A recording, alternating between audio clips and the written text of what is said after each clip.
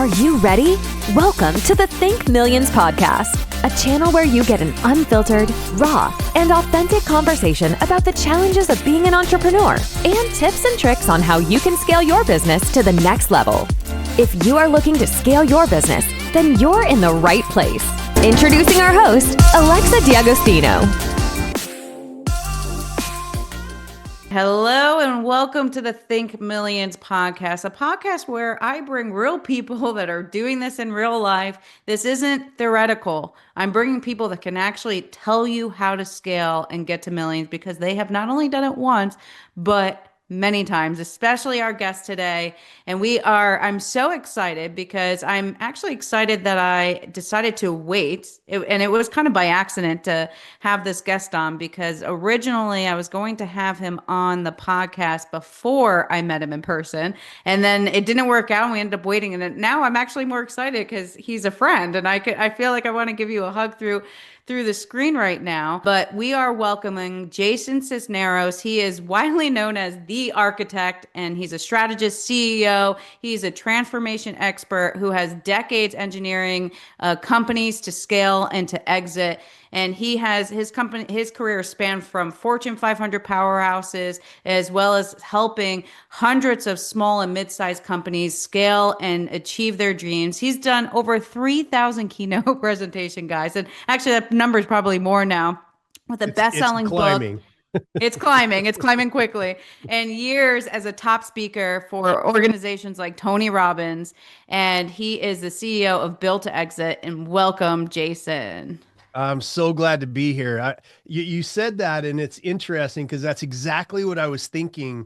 I'm like, I'm so glad we're doing this podcast after going to your event and seeing what a powerhouse you are, meeting your wife and meeting you know what I mean? Like just the whole thing. And then I was like, I told Emily this morning, I go, I'm super excited to do this podcast. So I'm glad to be here. Thank you for all the work that you do for people. I know you are one of those, what I call a quiet leader. You do so much for so many people, in business and for your team and for the people that come to your events. It's really awesome to watch, and I'm honored to be a part of your organization. Yeah, I mean, I think I wish I knew you 18 years ago when I sold my first business because there's just so much you don't know. Like everyone's like, wow, you've had so many exits, like you're so successful. I'm like, I would have been more successful if I knew what the hell I was doing. And if I had set up not just my company, but also there's so many things I set up incorrectly in my business that I wasn't actually ready to scale and exit. But actually, even if I would have scaled to a point where, I would have sold at a bigger number, I still would have been screwed because I didn't have everything set up correctly, right? So you live and you learn. But, back then it was enough zeros for me where I didn't care. But now looking back, I'm like, wow, I would have been in a very different spot right now.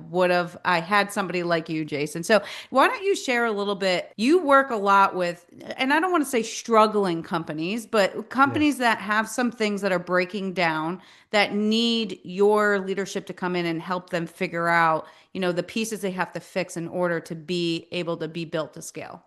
Yeah, it's great. I wish I would have had me back in the day too, by the way. It took all of those ass beatings for me to get to the place where I know now what to do. And, just for everybody that's watching, the most important conclusion, if you get nothing else from our podcast today, it is the idea that everybody exits. Right. It became our tagline. It's going to be the name of the book. But it's everybody exits, how matters. And there's three types of exits, right? There's the involuntary exit, which you run out of money, something happens in the economy. You're definitely not voluntarily going out of business and exiting. Right. And that's what 95% of companies do. And I got my start as a turnaround specialist. I took on the worst of the worst. They were losing key customers. They were running out of cash. They were losing key employees and those types of things. And so I saw a lot of people that were on that cusp. And we know statistically that 95% of companies don't make it to their 10th birthday. So there's a lot of involuntary exits going on. Second type of exit is what you experienced and what I experienced in my first go round was sitting down across the table. I was really good at what I did, but I'm sitting across the table from somebody who was really, really good at buying businesses, right? Just like that used car thing when you go in and you're like, I have my Kelly Blue Book and it says it's worth 18,000. I'm not taking a penny less. And they're like, okay, cool. And they do the little walk around to your car and they're like, well, there's a broken windshield. And without saying a word, you're already deducting, oh, there's $1,000, right? Oh, look at the tires, they're balding, right? This is what buyers of businesses are experts at. They want to buy an asset that they're going to be able to sell 5 to 7 years later, and they want to buy that asset at a reduced price. And so they're very, very good at worming their way through to an uneducated business owner like me, like you were in your first one. And that becomes what I call a dictated exit. There's 3 things you want to control. If when you come to the conclusion you want to exit, you want to control price, timing, and terms. And in a dictated exit, you control none of those. I got probably half of what I should have gotten paid. It took me like 3 years to get the money finally. I had to jump through all of their little hoops to be able to get the money. A little familiar. Yeah, right. And so just like you, right? When something like that happens, we don't whine and cry about it. We go learn about it. And so the guys that were there that were buying that business from me, I said, I want to learn everything that you guys know. And so I've now made friends with, and then ultimately built myself a private equity firm. And I know all of the tricks of the trade. So now what we do is we custom tailor that exit. Right. That's really what we're known for. I'm known as the architect, but the system that we do is it's custom tailored. Keith Cunningham has been a mentor of mine for over 12 or 13 years now. He was the Real Rich Dad and the Rich Dad, Poor Dad books. And one of the things that he taught me along the way, that all your exit is dependent on where you are right now. Right. So you have to look down the road and you have to say, here's what my end game is. And he also said, business is not a bathrobe. One size does not fit all. Right. That goes to, there's a lot of gurus out there these days that are like, I have this one way, it worked for me, or I read it in a book or stole it from somebody else or whatever. Right. But here's my one way and it only works that way. Well, that's not true. And by the way, every business owner is different. Right? Every business owner has a different outcome. They have partners. They don't have partners. They're married. They're not married. They're on the East Coast or on the West Coast. There's different scenarios. So the custom tailored exit starts with you figuring out where you are and where you want to go, and then reverse engineering to that first day. And so, it's so interesting because you said 95% of folks don't end up involuntary exiting. Right. Yep. And then I believe you said 95% don't make it until their 10th birthday. Right. Yeah. They don't. So you're talking like 0.01% basically make it to the end. Right.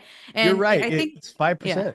Yeah. Yeah. And so at the end of the day, it's like, there's a lot of reasons for that. And I know from my experience from the companies I've been involved in, sometimes money running out is the issue, but it's also a lot of times other things like lack of mindset or the wrong strategy, or putting out an offer that doesn't sell and the owner is just addicted to that offer even though it's not selling. There's no product market fit. They keep going after it and they don't adjust. They're not pivoting.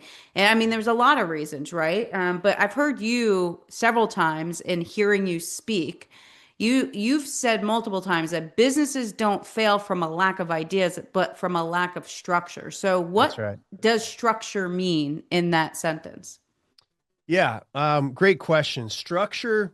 So let's think in terms of, I always talk to business owners about this. Once you get your business built to exit, it's also correspondingly paying you the most money with the least amount of your time. So a lot of people are like, well, I don't know if I want to exit. I don't want to sell. I don't know if I want to sell. Like I said, we all end up in a box at the end of the day. And so we're all exiting, right? So you will be leaving your business. Somebody else will own it at some point in time. And so when you think about it from that structure piece, what are the 4 components that a buyer of a business, and I'm talking about private equity, they're the best buyers of businesses.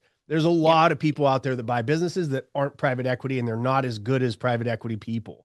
But if you're going to prep your company for sale, you should prep it up for a professional buyer, because then you control, and if you get anything lower than them, you are controlling price, timing, and terms at a much higher level. Okay.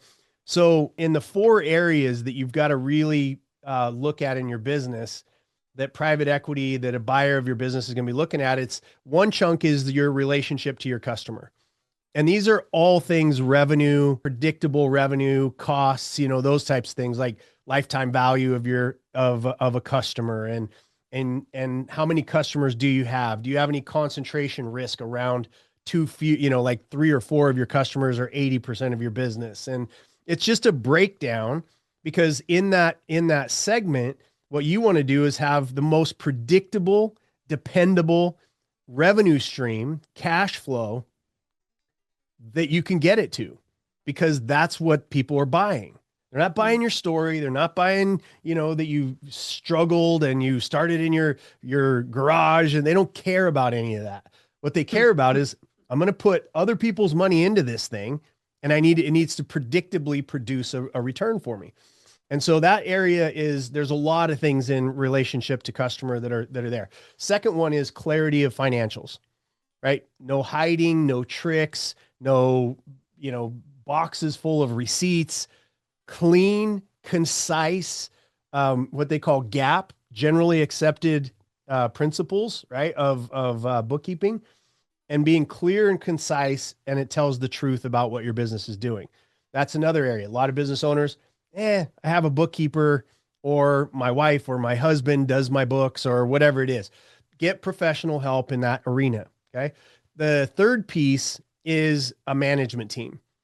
If you are necessary for that predictable revenue, you are not going to sell, or they're going to lock you into some kind of an earnout where you have to stay for another 5 years and have to perform and all kinds of other things. You don't want that. You want to build a team so that you are not necessary in that process. Fourth piece is concise, brutal exit planning. And what I mean by that is, focus on your EBITDA, not the one you report to the government, your owner adjusted EBITDA, and then shift into something called pro forma adjusted EBITDA. Pro forma adjusted EBITDA just means that if somebody comes to talk to me about buying any of my businesses that I currently own, that I know what the next 5 years are going to look like. And if you slap that down on a desk, due diligence goes from a year and being a brain massacre down to about 3 months, because you've done all the work. All 4 boxes are properly structured. You've built out systems and processes. You have your technology in order. Your numbers are in order. You have a management team that can handle the transition. And those are the structural pieces that we talk about and that we work on with our clients. So, there's just so much to know. I guess this is why you have a job to help people through this, because it's a lot to think That's about. Why I got 31 people on my team that have a job. Yeah, there you go. Look at that, right? But, it's funny, because I was on a podcast earlier today, and he asked me, how do you know if you're growth ready? And I said, and I swear I said this, it's so funny, you said it too, in a different way. I said, if you don't know what LTV means, you're not ready to be growth ready. And he was like, I guess I'm not ready, because I don't know what that means. And then I said, and he goes, okay, I understand. He's like, yeah, I know what that is. I just didn't know the shortcut. And I was like, yeah, if you don't know the shortcut, then you really don't know what it means, right? Yeah, I think that the hard part is when you're running a smaller business, because correct me if I'm wrong, but a majority of businesses that sell aren't 10, 100 million, billions. Most of them are, correct me if I'm wrong, but they're under $1 million or a little above, right? Yeah, numerically, yes, they're sub 2.5 million. For the most part, that number changes and shifts. The ones that stick, because there's a lot of those. Here's another number, Alexa, that'll blow your mind. And it popped into my mind when you started talking about those smaller deals that happen. Of the 5% that make it, if all of them were to put themselves on the market to sell, only 7% of that 5% sell, right? So 93% of the companies that go and say, hey, my business is for sale, do not sell. Another number that'll blow you away. Of the 7% that's left over, half of those fall apart post close. Like Wow. they fall apart post close, like sign the documents, gave me a little deposit, did do it. And Why? then it's called integration, post deal integration, right? Or it's also called the age of the bullshit guru has hit, where you can go to a seminar for a weekend and now you're a buyer of businesses. Okay. So now we've got these floods going out through LinkedIn, and it's like, hey, I want to buy your business. You got an email. I guarantee you have 5 or I 6 get emails one a a day. day, right? And that are coming in and go, I want to buy your business. Well, that's somebody who went to a seminar and said, here's the way that you get And leads. they all say they're right? in private equity, by the way. They all say they're in private equity. They've been taught a very good script. And so you run into a business owner who, been doing roofing for 20 years, and he's like, yeah, I kind of want out. And I'm hearing stories around the industry that everybody's selling and they're making a bazillion dollars. Yeah, I want to sell. So they go to Joe Blow that just got out of a seminar and they say, yes, I would love to sell. Well, Joe Blow follows the script, gets numbers that he has no idea what they're looking at. Yeah. And gets all that stuff and puts it together. And then he's going to try to package it and take it to somebody legitimate to go buy it. And by the time you've gone through all of this, you've got an SBA loan from an inexperienced operator giving partial money to the owner. They check out. You have somebody who doesn't know what they're doing. These things blow apart because of inexperience is the biggest one. And number 2 is lack of planning, right? Yeah. Because that integration piece, a lot of them fall apart. Legitimate deals. Like, I watched $187 million fall apart because they didn't create deal captains on both sides that created a culture of smooth transition, right? We're right back in the middle of that one right now. It's now a $300 million deal, which is better for us and for our client. But now, our biggest client base, Alexa, is people who have tried to sell or had an experience with their last sale that say, I don't want to do that ever again. And I need some help with people that actually know what they're doing. That's our biggest customer base. Everybody else, they're kind of stuck in that I know everything mode.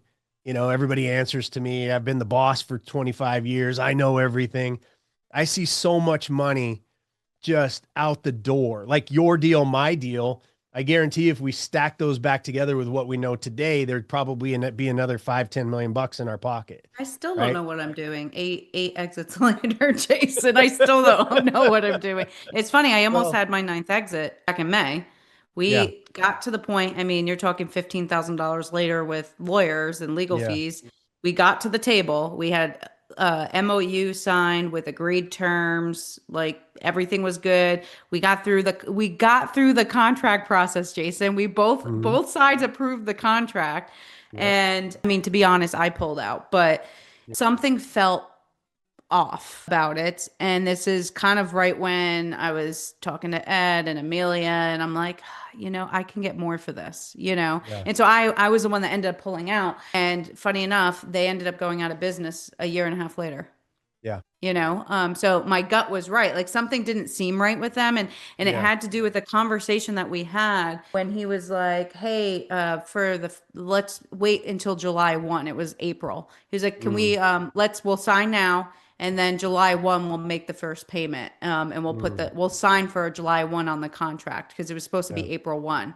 And that's when I went, if you don't if you don't have the down payment right now when we're signing this, something is off here.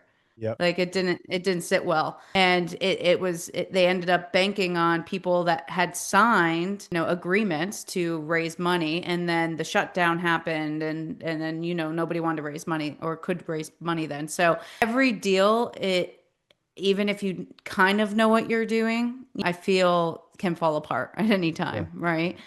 So what do you feel are the biggest mistakes that people make, not just during the process, but before as well? Yeah. The biggest mistake people make as a business owner is thinking that their business won't sell, can't sell, or that they don't want to sell, or that they won't sell. That's the biggest mistake, which is why I tell everybody our tagline became, everybody exits. People that registers for some reason. It really does. It's so with good. Everybody. Yeah. It's everybody really good. Understands. yeah, I guess I am going to exit at some point, right? Whether that's in a pine box or I just want to go sail the seven seas or whatever it is. And so that's the biggest mistake, is people not realizing that soon enough. Now, the second biggest mistake is the arrogance or ignorance matrix, right? I actually created this arrogance and ignorance matrix when it comes to business owners, because and it's not, this is not a slam, this is not a criticism, because I understand why it has to happen. We stand in the middle of a whole bunch of people that need us to be certain, right? They need us to be certain. And so that builds up and grows to a place where you're like, oh, I am the boss of the universe. Everybody comes to me, and my everything that I say is the right thing to say. And it can create too much of arrogance, a piece of arrogance in our personality. So the ignorance piece is that now when you combine arrogance with ignorance, nobody that hasn't sold a company before knows what to do in selling their company. You just don't know. And that's not a bad thing. I didn't know, you didn't know, but we did it anyway. And that cost us time and money and frustration and a whole bunch of other things, right? So that arrogance, don't let arrogance lead to ignorance. Find a professional that can guide you through this process. Now, that brings us, who are those professionals? Most people say business brokers. Business brokers are some of the worst human beings on the face of the planet. And I feel like brokers everywhere. They're brokers.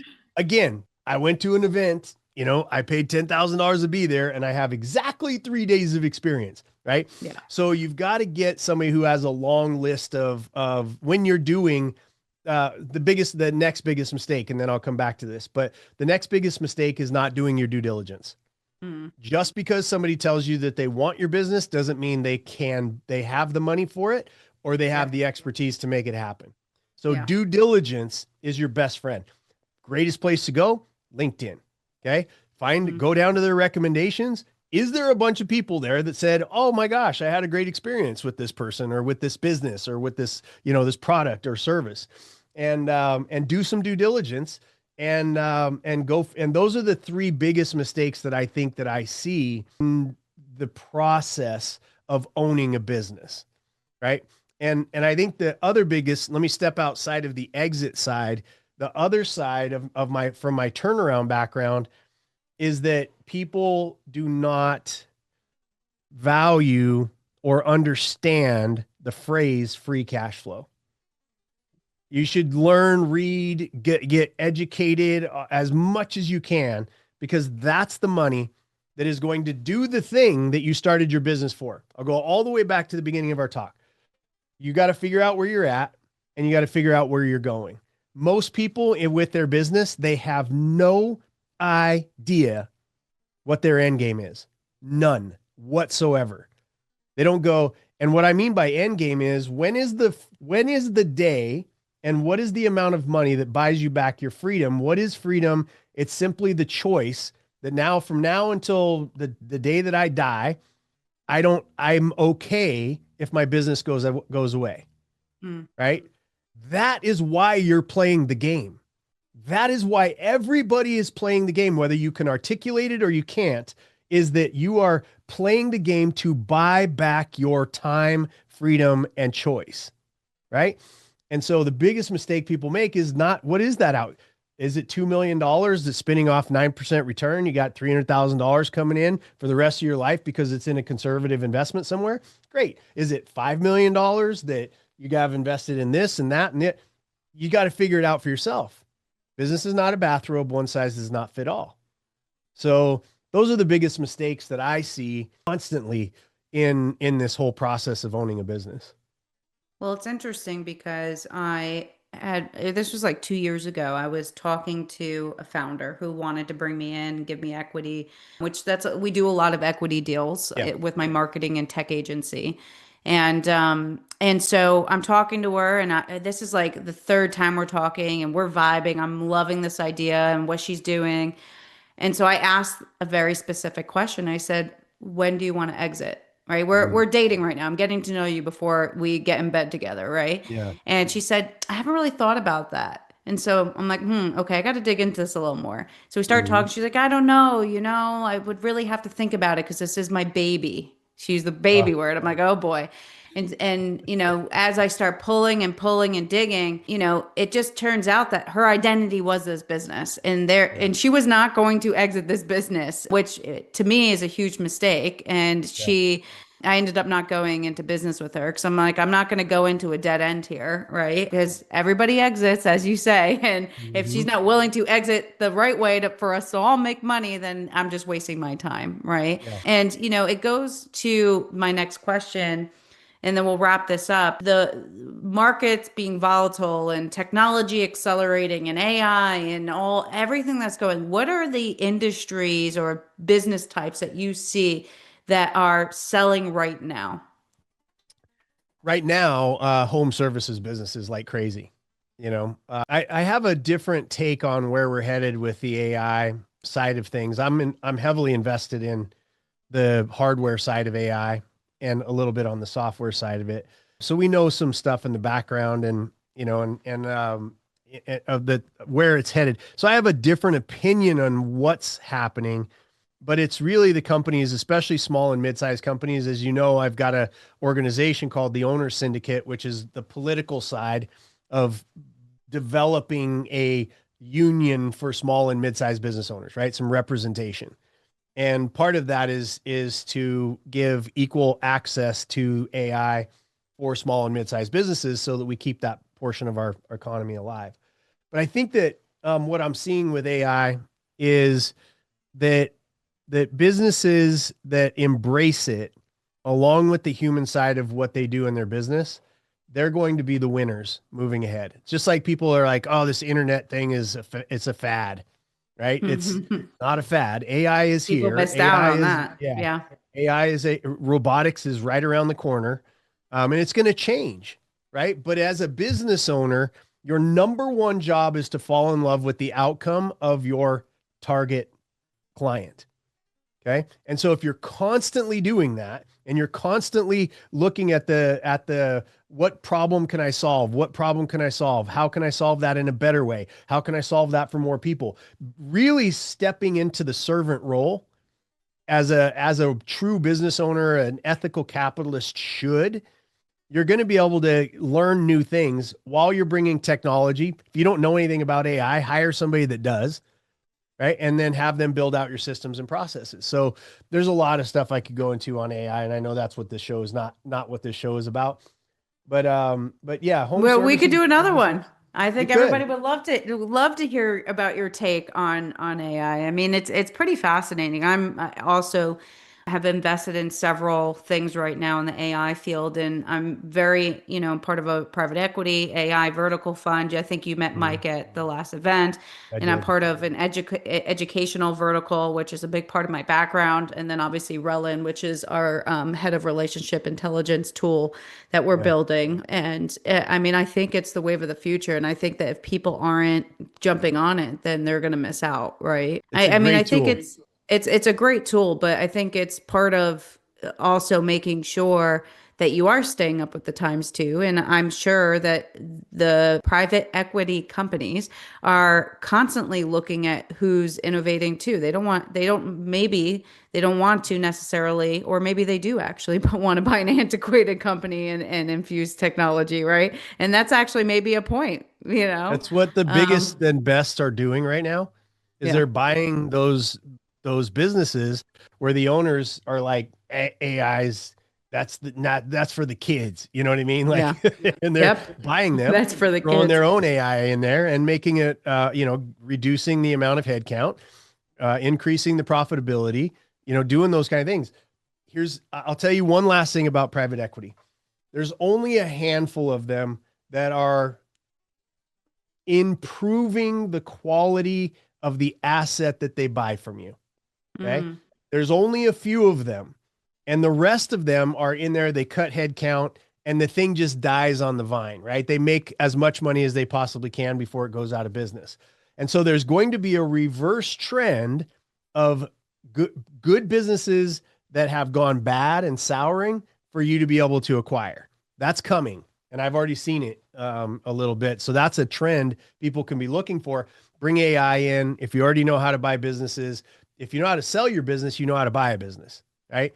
So then you go into that mode. There's a whole new vertical that's going to be coming online here over the next 2.5 years. Incredible, guys. I mean, this podcast, you have to understand, I mean, it's thousands of dollars to get this type of advice from somebody like Jason. And, I'm so grateful to have you as part of our Wealth Mastery Mastermind. And if you have not seen Jason speak, he's incredible, just absolutely incredible. I mean, he had the entire room standing literally, So if you guys want to hear people like Jason, then definitely go check out the Wealth Mastery Summit that I have. You got to come. Let me just plug a little bit for you, Alexa, because I know you don't like to, but this Wealth Mastery group, wherever they put something together, you should just go. You don't need to talk, because Alexa's not going to try to sell you. She's going to be like, if you're smart enough to go, you'll be there. If you're not, I'm telling you this, I do events all over the place. Like I was talking to Alexa, I did 33 events between July and Christmas, and Wealth Mastery. That was one of the greatest experiences that I've had as a speaker and an attendee, right? Being in the room with everybody, the relationships that have come out of it, and the knowledge that you get when you're in the room. And when you're just kind of having a cup of coffee while somebody else is speaking, the relationships and the conversations that are had are unbelievable. So I'm proud to be a part of this ongoing with you, Alexa. I've really appreciate being introduced to you and the trust that you gave me by bringing me into your event. We're going to do some great things, So for everybody listening, look, there's a lot of takeaways here, and I want to try to summarize a couple of the main points that I took away, because I'm sitting here with a pen and paper as well, guys. I mean, we all can learn, and that's the beauty of being in a room like the Wealth Mastery, because everybody can learn and everybody can teach there, right? We're all successful in our own way. And that's what's great, because at the end of the day, it's impossible for us to all know everything. So there's a few things I even said to myself, okay, I've got to get that in order in my business, and, different things. But the one is, don't wait to plan your exit. You have to start thinking about when you're going to leave your business, how you're going to leave your business, and you have to start planning it ahead, because otherwise you're not going to be ready for it. The second thing that I took away was you have to choose your exit path intentionally. Decide whether you want to have a strategic buyer or financial buyer or family succession, or maybe you don't want anything, right? But you have to at least understand intentionally what you want to do with your business. The third takeaway that I took here, guys, was you have to focus on increasing your business value. You have to work towards specific drivers that your company will make more attractive for buyers, right? And there are specific things, and Jason mentioned a few, and I'm sure there's more, but hiring somebody like Jason, he's going to make your business more attractive because he knows what buyers wants, because not only is he one, but he's in touch with all the buyers, right? So he knows what they want. The real buyers, not the broker, 5-minute buyers. Fourth, which I didn't add, is don't buy from a broker. No, I'm kidding. Right. Maybe not kidding. Kidding, but not kidding. Broker. The right broker. Yeah. The fourth is get your house in order. You got to clean up your financials, your legal documents, your operations before you need them. The more contracts you can have in place makes your company sexier to buy, right? They want to see you have the relationships and the future business, as you said, predictability, right? And the last is assemble your dream team. Surround yourself with people like Jason who are experts. This is what they do. I always say people sometimes don't like to spend money, Jason, but I look at it. If you can sell your company now for $1 million, what if you brought Jason in and you could sell it for 10? Maybe more. That's more, it. Right? Or you get screwed. I'm going to use that as our sales pitch from now on, because that's all that we really need to know. Yeah. Right. Yeah. Well, thank you so much, Jason. This has been great. I will make sure to put all of the information to get contact. Make sure you follow him on social. Go check out his website. I'm going to put it all in the show notes for all of you guys. And as always, I can't wait to see you in a couple weeks. I know. I'll see you in Honduras. Yeah, it'll be good. Well, thank you, everybody. Thanks so much for tuning in to this episode of Think Millions Podcast. If you're enjoying the show, please feel free to rate, subscribe, and leave a review wherever you listen to your podcasts. We really appreciate that effort, and we'll catch you in the next episode.